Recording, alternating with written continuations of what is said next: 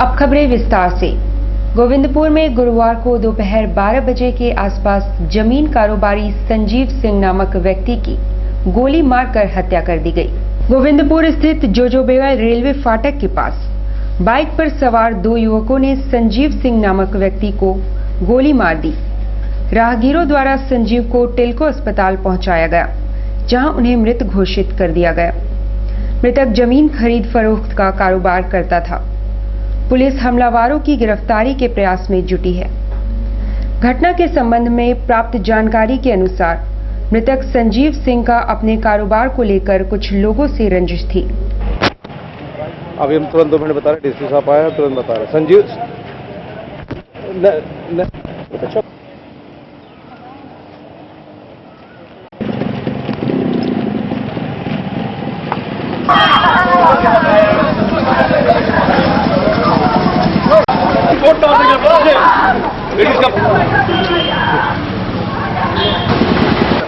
देखा कहीं तो यही जानकारी मिली कि संजय जी को गोली लग गई। हम लोग तत्काल हॉस्पिटल आए हैं। जब हॉस्पिटल पहुंचे तब तक जो है इनके मृत हो चुके थे। और एक समाजसेवी आदमी थे और कारोबारी आदमी थे, बिजनेसमैन आदमी थे। और इससे पहले भी उन पे एक जानलेवा हमला कुछ साल पहले हुआ था, जिसमें वो बच गए थे। इसलिए आजकल वो टिल्को में रह रहे थे, गुलमोहर स्कूल के पास टिल्को के क्वार्टर में रह रहे थे। और इधर किसी से कोई वैसी दुश्मनी भी नहीं थी। लेकिन ये जो भी घटना घटा है, काफ़ी दुर्भाग्यपूर्ण घटना घटा है। और दिन दहाड़े सबसे बड़ी बात है कि एक रेलवे फाटक बंद होता है, वहाँ पे सैकड़ों लोग रहते हैं और वहाँ दिन दहाड़े किसी व्यक्ति की हत्या हो जाती है और वहाँ के लोग मुखदर्शक बने रहते हैं। बहुत शर्म की विषय है। सामाजिकता के भी खिलाफ है कि जहाँ पे समाज के लोग हों। जैसे मालूम चला कि वहाँ पे आदमी भी थे, उसके बाद भी चोट लगने के बाद उनको वहाँ से उठा के लाने में भी लोग कतरा रहे थे। ये सब चीज़ अच्छा चीज़ नहीं है और इसका जांच होना चाहिए। और जो शहर का विधि व्यवस्था गिर रहा है, उस पर प्रशासन को गंभीरतापूर्वक विचार करना चाहिए। जमशेदपुर में दिन पे दिन अपराध का ग्राफ बढ़ते चले जा रहा है और उसका कोई समाधान नहीं निकल पा रहा है। और इस चीज़ पे प्रशासन को हम लोग ये एक तरीके से चेतावनी भी देते हैं कि वो इस चीज़ पे अंकुश लगाए, वरना वो आंदोलन। सीताराम डेरा स्थित डीएलसी कार्यालय में पदस्थापित बड़ा बाबू अश्विनी कुमार को निगरानी विभाग की टीम ने 4000 रुपए रिश्वत लेते रंगे हाथ गिरफ्तार कर लिया। सीताराम डेरा स्थित डीएलसी कार्यालय में पदस्थापित बड़ा बाबू अश्विनी कुमार ने आदित्यपुर के रहने वाले मनोज कुमार नामक व्यक्ति से लाइसेंस रिन्यूअल के लिए 4000 रुपए रिश्वत की मांग की थी। मनोज कुमार ने इसकी जानकारी रांची निगरानी विभाग को दी। गुरुवार को डीएसपी एस कुमार के नेतृत्व में शहर पहुंची निगरानी विभाग की टीम ने अश्विनी कुमार को रिश्वत लेते रंगे हाथों गिरफ्तार कर लिया। इसके अलावा अश्विनी कुमार के आवास पर छापामारी कर 1 लाख से ज्यादा नकद, 5 बैंक अकाउंट और जेवर बरामद हुए हैं। अश्विनी कुमार को गिरफ्तार कर निगरानी विभाग की टीम रांची ले गई है। डीएसपी आर कुमार ने बताया, बड़ा बाबू के रूप में कार्यरत है। एक मनोज कुमार सिंह हैं, यहीं के रहने वाले हैं। उनका स्मॉल इंडस्ट्री के लिए लाइसेंस रिन्यूअल कराना था। उसी लाइसेंस रिन्यूअल कराने के लिए वो 4000 रुपया घूस मांगे थे, जिसको घूस लेते हुए जिसका कंप्लेन वो किए थे एसीबी रांची में। उसके बाद हम लोग टीम बना करके उनको आज घूस लेते हुए पकड़े हैं। क्या लाइसेंस बरामद इनके पास घर पे क्या मिला? अभी इनका जगह पहले देखो। स्मॉल इंडस्ट्रीज चलाते हैं मनोज कुमार सिंह। उनका लाइसेंस रिन्यूअल कराना था। लाइसेंस रिन्यूअल कराने के एवज में, हालांकि होता है ऑनलाइन, लेकिन फिर भी ये लोग उसको ऑब्जेक्शन कर करके, आपत्ति जता करके, उसको डिस्टर्ब करके, परेशान कर करके, तो वो अपनी शिकायत एसीबी में किए रांची में। उसके बाद टीम गठित किया गया, तो आज 4000 रुपया घूस लेते हुए पकड़े गए। उनकी घर की तलाशी ली गई। उनके घर में 4 अकाउंट मिले हैं। 4 अकाउंट में उनका करीब 7,18,754 रुपया पासबुक में है और 1,77,900 रुपया उनके घर से कैश बरामद हुआ है। कुछ चांदी और सोने का ऑर्नामेंट्स है, जिसके बारे में उनकी महिलाएं बता रही हैं कि वो उनकी शादी में मिला है। वो जांच का विषय है। हाँ, एक फ्लैट का एग्रीमेंट का पेपर मिला है। वो फ्लैट का एग्रीमेंट का पेपर मिला है, कहाँ का है नहीं, जिसमें 3 लाख रुपया वो एडवांस किए।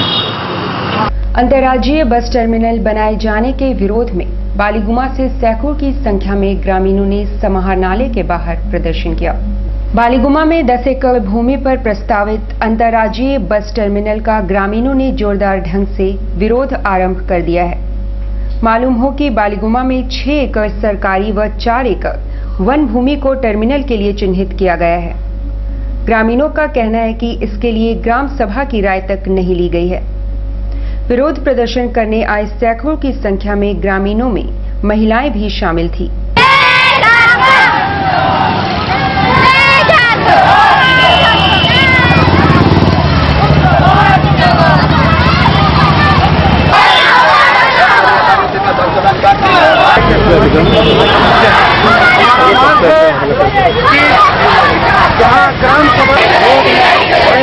आंदोलन करने के लिए सभा बालीगुमा एवं अन्य सामाजिक संगठनों की ओर से आज उपायुक्त कार्यालय के समक्ष बालीगुमा में प्रस्तावित अंतर्राज्यीय बस टर्मिनल के विरोध में दिसोम जहर में लगाए गए 144 को हटाने तथा झारखंड में झारखंडियों के हित में स्थानीय नीति को संशोधन करने के मांग को लेकर हम लोग आज रैली प्रदर्शन करने के उद्देश्य से हम लोग यहाँ पहुँचे हैं। इस रैली प्रदर्शन के माध्यम से हम लोग झारखंड के महामहिम राज्यपाल महोदया को हम लोग एक स्मारक पत्र भेज रहे हैं और यहाँ के मूल समस्या से अवगत कर रहे हैं। इन चीज़ों पर विचार करें और अपने अनुसार से एक दिशा निर्देश दें ताकि यहाँ जो असंतोष की भावना पनप रही है उसको सही समय में उसको जो है उनके मांग को विचार करें और एक दिशा देने का काम हो।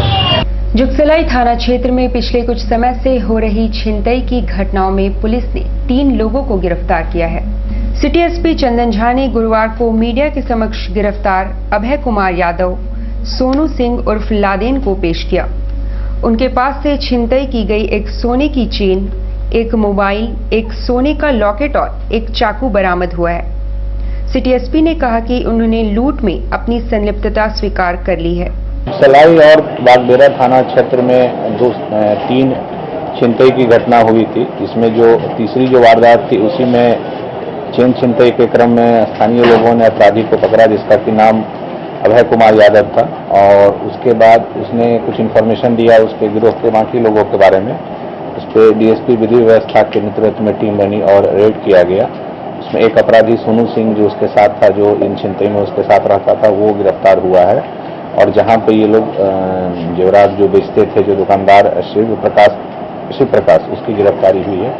कुल मिलाकर सारी घटनाओं में जो लूटा गया था जेवरात को बरामदगी हुई है और 3 अपराधी की गिरफ्तारी हुई है। इस तरह ये जो 2-3 घटनाएं हुई हैं पिछले कुछ दिनों में उसका खुलासा हुआ है। स्थानीय नीति के विरोध में झारखंड मुक्ति मोर्चा की बंदी को ऐतिहासिक बनाने के लिए बैठकों का दौर जारी है। रघुवर सरकार द्वारा घोषित स्थानीय नीति के विरोध में झारखंड मुक्ति मोर्चा द्वारा 14 मई को आहूत झारखंड बंद को ऐतिहासिक बनाने के लिए झामुमो नेता रात दिन लगे हैं। बैठकों का दौर जारी है। खासकर ग्रामीण क्षेत्रों से संपर्क किया जा रहा है। हालांकि उपचुनाव की वजह से पलामू और गोड्डा को बंद से मुक्त रखा गया है। जिला अध्यक्ष रामदास सोरेन ने कहा कि बंद ऐतिहासिक होगा और 14 मई की पूर्व संध्या पर सैकड़ों की संख्या में कार्यकर्ता कैंडल मार्च निकालेंगे। हमारा ऐतिहासिक होगा इस बार, क्योंकि हमारे केंद्रीय विकास समिति का निर्णय अनुसार चरणबद्ध आंदोलन की घोषणा की गई है, जिसमें से अभी हमारा प्रखंड कार्यालय में प्रदर्शन समाप्त हो चुका, जिला मुख्यालय में प्रदर्शन और धरना प्रदर्शन कार्यक्रम समाप्त हो चुका, 24 तारीख का कोल्हान बंद समाप्त हो चुका। अभी हमारा है कि 13 तारीख को पूरे झारखंड में रघुवर सरकार जो आस्था नीति जो लागू किया है उसका विरोध में मशाल जुलूस, 14 तारीख को पूरे झारखंड बंद, जिस पर इस बार की बंदी ऐतिहासिक बंदी होगी, चूँकि यहाँ का आदिवासी, मूलवासी सभी लोग एक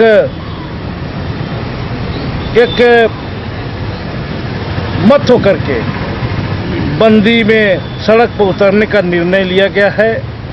वहीं दूसरी ओर गोलमुड़ी पुलिस लाइन में बंदी के दौरान बंद समर्थकों एवं उपद्रवियों से निपटने के लिए जिला पुलिस द्वारा मॉक ड्रिल किया गया, जिसमें जवानों को बंद के दौरान मूवमेंट की जानकारी दी गई। सिटी एसपी चंदन झा ने बताया।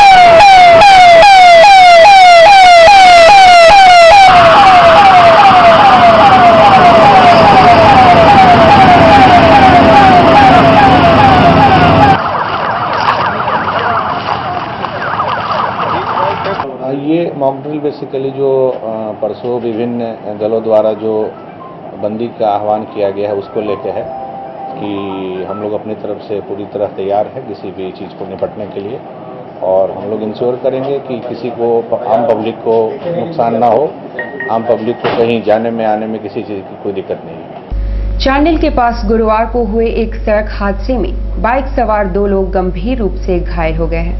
चांडिल के पास गुरुवार की सुबह एक अज्ञात वाहन की चपेट में बाइक सवार 2 लोग आ गए, जिन्हें गंभीर रूप से घायल अवस्था में एमजीएम अस्पताल में भर्ती कराया गया है। समाचार लिखे जाने तक दोनों की पहचान नहीं हो पाई थी। जस्ट थोड़ा ही अप्रोक्स में लगता है आधा 45 मिनट पहले 10:30 एम्बुलेंस इसको लेके आई है। रांची चौका के समय शायद एक्सीडेंट हुआ।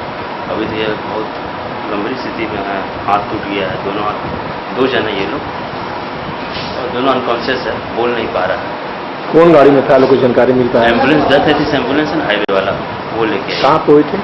रांची चौका शायद।